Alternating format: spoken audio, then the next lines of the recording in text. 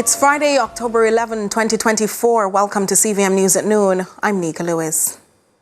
A 48-hour curfew is now in effect in sections of Cassava Peace, Kingston 8, as authorities work to maintain order in that area. The curfew began at 6 p.m. on Thursday, October 10, and is scheduled to end at 6 p.m. on Saturday, October 12. The boundaries of the curfew are as follows. North from Grosvenor Heights to the intersection of Grosvenor Terrace and Constant Spring Road. South from the intersection of Clifton Boulevard and Mannings Hill Road to the intersection of Mannings Hill Road and Glen Drive. East along Constant Spring Road through Cassava Peace Road to Clifton Boulevard, and west from Mannings Hill Road to Grosvenor Heights. During the curfew, all residents within the designated area are required to remain indoors unless otherwise authorized by the commanding officer on the ground. Authorities are urging the public to comply with the restrictions. Work to improve a critical section of the Mandela Highway through Central Village came to a sudden halt Thursday after criminals attempted to extort contractors from the National Works Agency, NWA. The construction crew, who had begun preparations to patch the damaged roadway, was forced to abandon the site in the face of these threats. However, Works Minister Robert Morgan is resolute. In a media release, he declared that the government will not be deterred by criminal actions and that the improvement work will resume with the necessary security measures in place. Minister Morgan confirmed that he has also engaged the Police High Command to ensure the security forces are mobilized so that the work can proceed without further disruptions. This section of the Mandela Highway is part of the government's broader initiative to repair corridors affected by Hurricane Beryl and subsequent rains under the $3 billion Relief Emergency Assistance and Community Help REACH program. 34-year-old construction worker Richard Bryan of Harley Road, Kingston 11, has been charged with rape and grievous sexual assault following 2 incidents involving a 15-year-old girl on Charlton Drive, Kingston 8. Reports from the Center for Investigation of Sexual Offences and Child Abuse, CISOCA, indicate that Bryan allegedly assaulted the teenager in her bedroom while working at her home on July 2. He is accused of returning to the home in September 2024, where he again raped the victim while conducting repairs. Bryan was charged following a question and answer session and is scheduled to appear before the Kingston and St. Andrew Parish Court on Friday, October 18. CEO of the National Rums of Jamaica, Marsha Miller, says the recent ruling by JIPO reinforcing that rum must be aged in Jamaica to meet the threshold of the geographic indicator of Jamaican rum has the potential to harm traditional rum manufacturers in Jamaica due to the evolution of the business model. Geographic indicators are a form of intellectual property on products that have a specific geographical origin and possess qualities or a reputation that are due to that origin.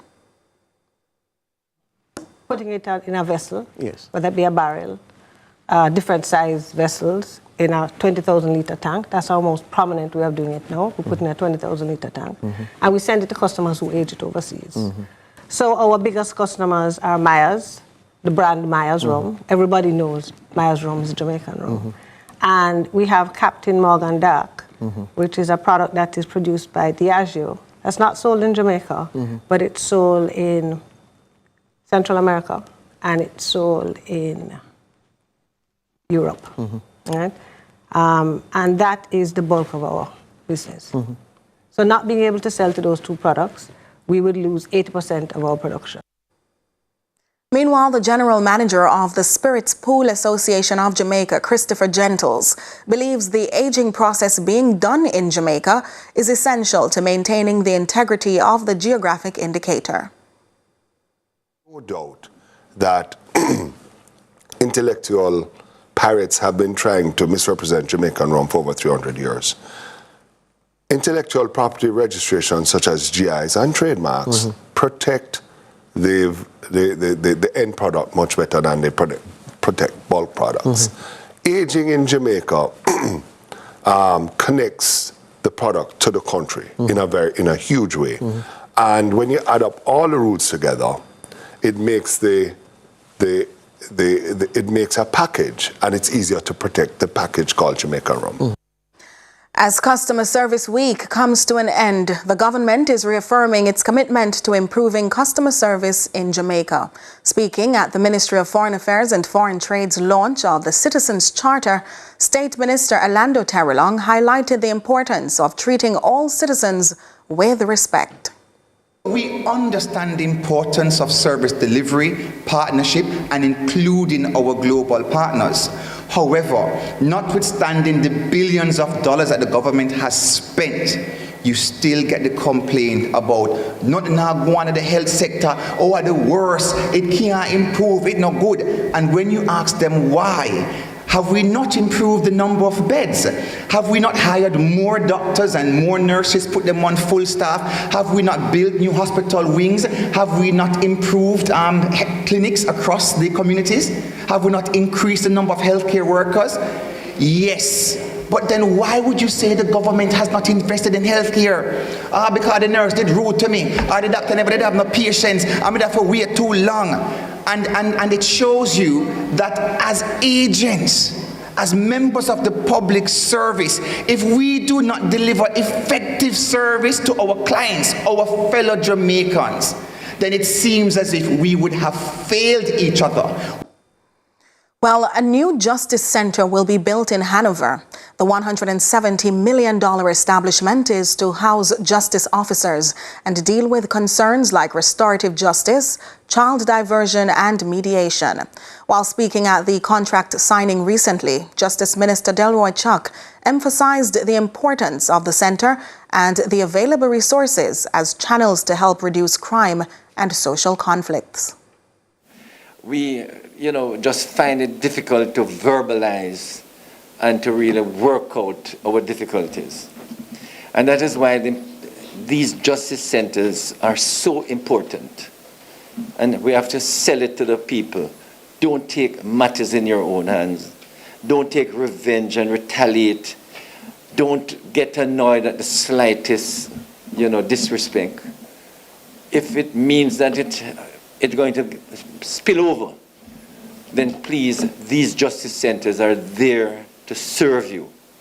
What is also important, at least once per month, our legal bus, and we have 3 of them, will go to the justice center at least once per month so that persons who need legal advice can actually come to the justice center and get legal advice. Free. Everything I'm saying is free, by the way. Nobody has to pay for everything. So you want advice, you can find out when is the legal aid bus coming to the Justice Center.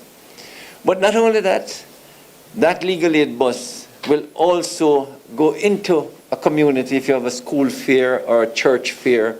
Once adequate notice is given, our buses will go in because we want the people of Jamaica to be educated and informed about their legal rights, all the information so that they can utilize it and stop fighting one another, stop killing off one another.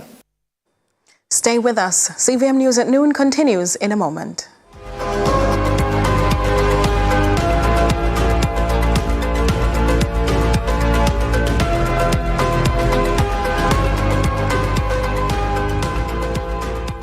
You've weathered the storm, but rebuilding and preparing for back to school have taken a toll. It's time to get some money in your pockets. At Chris and Charles, we understand your financial needs. With just a quick call, you can access funds to catch up on bills and cover unexpected expenses. Our process is fast, simple, with funds deposited in your account in no time. Don't stress, get money in your pocket. Call 876-926-0609 or visit our website today. Conditions apply. When you think loans, think Chris and Charles. SuperMed Family of Pharmacies, your trusted partner in health and wellness for over 30 years, with 8 convenient pharmacies across Eastern Jamaica. SuperMed Mall Pharmacy, SuperMed New Kingston, SuperMed Pepine, SuperMed, Port Antonio Pharmacies 1 and 2, Claire's St. Mary, Lloyd's St. Thomas, and a convenient drive-through at our Hughenden location where you can get your medication without leaving your car. We're dedicated to providing you with the highest level of care. Experience the difference with SuperMed family of pharmacies. Super happy, super healthy. And you go down and have a good day. Blessing. SuperMed.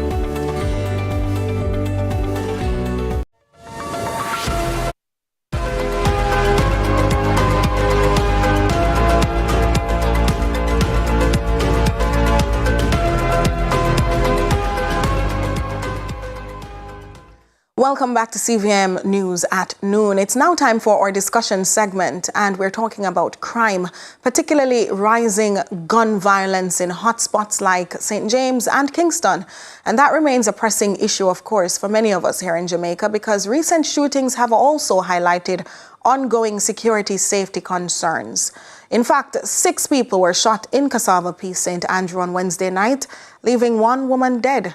Over 3 people were murdered this week in St. James. And this escalation in gun violence sparks debates on public safety and the effectiveness of the current crime prevention measures. But of course, I'm not alone. Here to discuss this is Acting Assistant Commissioner of Police, Acting ACP Gary Francis from the Strategic Operations Portfolio. Welcome, ACP Francis. Oh, thank you, and thanks for having us. Indeed. Well, it's unfortunate that we only get to engage on these matters, but the recent shootings in Cassava Peace have highlighted escalating violence, not just in St. Andrew and Kingston, but several parishes, including St. James. What do you believe is the biggest contributing factor to this perceived spike in crime? Well, I just want to preface my response by saying that the Jamaica Constabulary Force takes the issue of crime management, public order, and public safety seriously. And as such, we continue to engage in robust assessment, planning, implementation, evaluation to ensure that our environment is really safe. But let's face it, our policing environment is let's describe as a vocal environment. It's volatile, it's uncertain, complex, and ambiguous. Consequently, we continue to roll out new measures to impact this in a positive way. You make mention of the recent incident in the St. Andrew North Policing Division, which is in Cassava Peace, which, from our intelligence, really an internal gang conflict. And in that particular matter, investigations currently on. Yes. We try in our policing efforts to be proactive, but treating with the socio, we cannot always know what will happen. So the fact that that occurred without prevention, we are actually sparing no effort. We're sparing no resources, to ensure that we investigate this and come to closure in this one. But in general, the police force has rolled out a number of measures. Including, for example, give us some of those measures. Yes.